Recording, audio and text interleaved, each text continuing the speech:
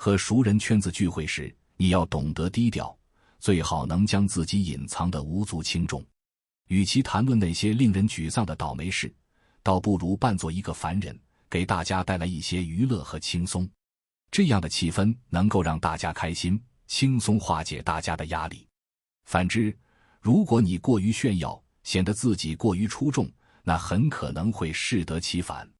人们对于陌生人变得富有，通常会产生羡慕，而对于身边的朋友取得成功，往往会有嫉妒的心态。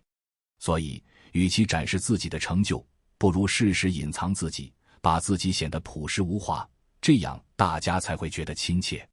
特别是在熟人圈子里，不要展示自己过于强势的一面，这样才能保持和谐的关系。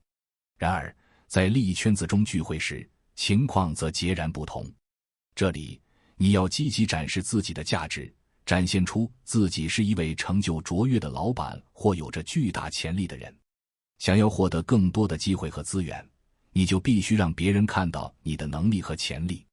要想赚钱，首先得装作自己已经是个有钱人，这样别人才更容易愿意与你建立联系。因为在这个圈子里，强者自然不会理会弱者。正所谓厚黑学，就是懂得什么时候该低调，什么时候该高调展示自己。如果想要获得更大的财富，就要远离那些仅仅停留在熟人圈子里的人，逐渐进入到利益驱动的圈子中去。和熟人闲聊过去的种种，永远无法突破自我，无法带来实际的改变。与其总是沉浸在过去的回忆里，不如和那些有着共同利益的人交换思想，谈论未来的可能性，这才是通向成功的正确方式。真正有实力的人，总是在谋划未来，而不是依赖过去的荣光。成功的关键是要与4种人结交，与有钱的人为伍，和有资源的人合作，和有智慧的人探讨，和有能力的人交流。换句话说，远离那些比你弱的人，靠近那些比你强的人。人活在社会中，不可能没有竞争和合作。就像马化腾和马云一样，尽管他们是竞争对手，但依然可以是朋友。因为在商业和利益面前，所谓的敌人和朋友往往是变动不居的。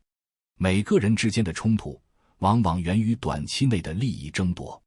然而，随着时间推移，当双方的利益发生变化时，彼此的关系也可能发生逆转。一旦2个人的利益趋同，曾经的敌人便能化作朋友。因此，商战中真正的敌人和朋友是不存在的，只有利益和筹码。你眼中的朋友，也许只是因为当前的利益相符，等到下一阶段利益发生冲突时，他很可能就会变成你的敌人。曾经你信任过的那些人，最有可能成为对你进行攻击的武器。在感情和利益交织的地方，最终都会带来伤害。人与人之间要懂得分清感情和利益，不要将2者混为一谈。你和亲人、朋友之间，如果试图将利益和感情牵连在一起，结果往往是令人失望的。夫妻之间、兄弟姐妹之间，如果共同从事商业活动，几乎都难以取得成功。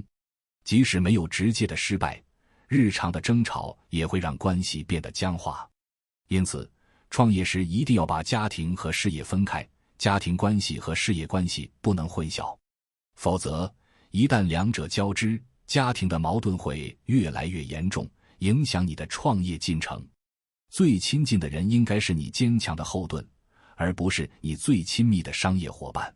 亲人可以支持你，提供精神上的力量，但他们不一定适合与你一起做生意。朋友亦是如此。很多人喜欢和亲密的朋友一起创业，但实际上，这样做往往会导致双方矛盾的激化。无论是在商业合作中，还是在日常生活中，情感和利益之间都有着天然的冲突。2者难以和谐共存，过于依赖情感，往往会让商业合作变得不稳定，带来无尽的麻烦。